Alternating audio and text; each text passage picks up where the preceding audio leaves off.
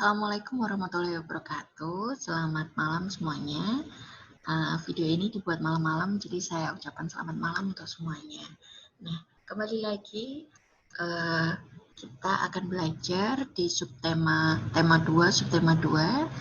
yaitu terkait tentang perjuangan setelah proklamasi kemerdekaan Indonesia. Nah, kenapa masih ada perjuangan setelah terjadi proklamasi Indonesia? Nah, kalian penasaran kenapa masih ada perjuangan setelah proklamasi? Padahal harusnya setelah proklamasi bangsa Indonesia bisa menikmati.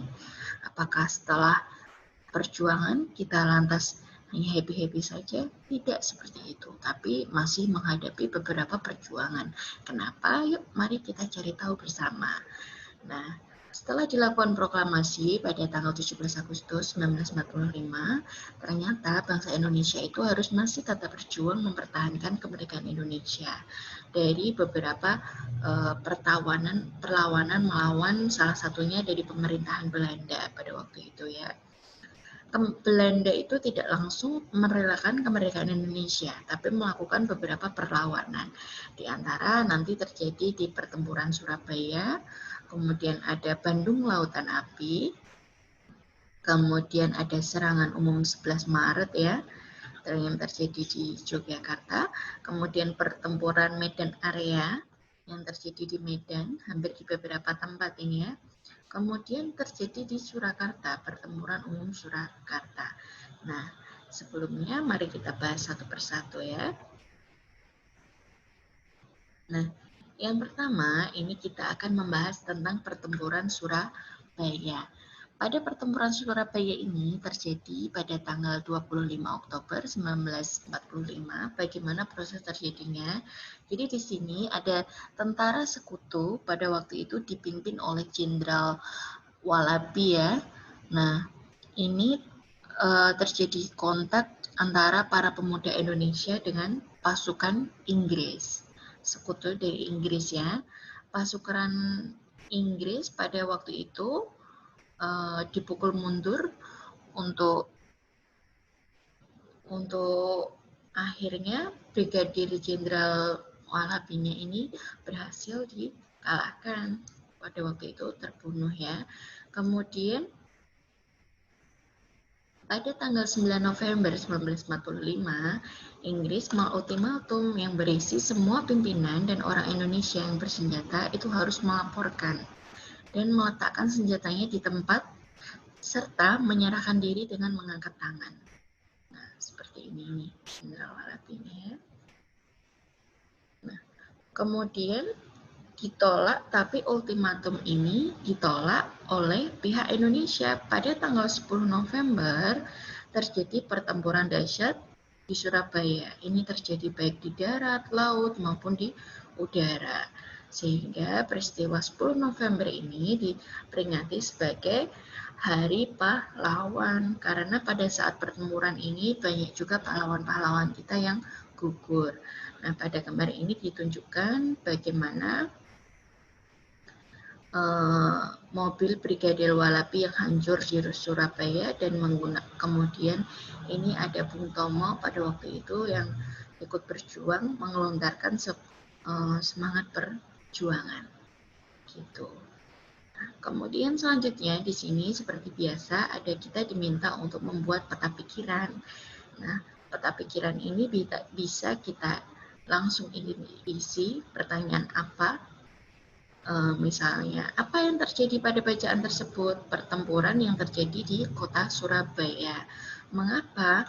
Kenapa? Karena Inggris mengeluarkan ultimatum agar semua pimpinan dan orang Indonesia yang bersenjata menyerahkan diri. Jadi kita itu tidak boleh memiliki senjata. Siapa? Nah, pertempurannya antara siapa? Antara Indonesia dan sekutu. Sekutunya di sini yang dimaksud adalah Inggris. Di mana terjadinya? Di mana terjadinya? Ada di kota Surabaya. Kapan? Pada tanggal 10 November 1945. Bagaimana pertempurannya? Pertempuran ini terjadi sangat dahsyat sekali. Terjadi di Surabaya, baik di darat, laut, dan juga di udara. udara. Seperti itu. Saya kira dengan adanya peta pikiran seperti ini dapat mempermudah kita menghafalkan atau memahami suatu bacaan. Jadi kalau kalian mau menulis peta pikiran, tulis yang rapi sambil digunakan saat menulis, sambil kalian mengingat-ingat kembali. Itu ya. Nah, kemudian ini ada beberapa soal. Mari kita jawab sama-sama. Kapan terjadi peristiwa perobekan bendera Belanda di Hotel Yamamoto? Nah, ini ada pilihannya 10 November, 9 November 1945, tahunnya sama semuanya, 19 September, dan 10 Oktober. Nah, yuk, kapan di sini? Perobekannya terjadi pada tanggal 19 September 1945. Kemudian, siapa sosok penting yang memimpin pertempuran 10 November? Tadi yang ada di foto sudah saya sebutkan juga. Siapa? Pilihannya ada Brigadir Jenderal Malabi, Bung Tomo, Raden Sudirman, Wage Rudolf Supratman. Kalau Malabi tadi bukan yang kita lawan ya. Nah, betul sekali jawabannya Bung Tomo. Bung Tomo merupakan salah satu pemimpin revolusioner yang paling dihormati karena keberaniannya, kegigihannya untuk melawan penjajah. Semangat ya, terlihat sekali dari fotonya. Bung Tomo menunjukkan semangat yang membara. Kemudian, negara mana yang dilawan arek-arek Surabaya dalam pertempuran 10 November? Jepang, Belanda, Inggris, dan Rusia. Tadi juga sudah saya sebutkan di awal, sekutunya siapa tadi? Sekutunya pada waktu itu yang dilawan adalah Inggris. Pada tanggal 10 November pagi, tentara Inggris mulai melancarkan serangan. Pertempuran berlangsung sekitar 3 minggu. Nah, kemudian kapan peristiwa terjadi pembunuhan Brigadir Jenderal Walabi? Pada tanggal 10 November, 30 Oktober, 13, dan juga 29. Cluenya hari di mana ditetapkan sebagai hari pahlawan. Mohon maaf, tadi untuk dibunuhnya itu pada tanggal 30 Oktober 1945. Pada tanggal 10 November terjadi selesai peperangannya. Nah, ini Brigadir Jenderal Malabi tewas setelah adanya insiden tembak-menembak di Jembatan Merah pada tanggal 30 Oktober 1945. Kemudian selanjutnya, siapa yang menjadi komandan pertahanan kota Surabaya pada pertempuran 10 November? Yang menjadi komandan siapa?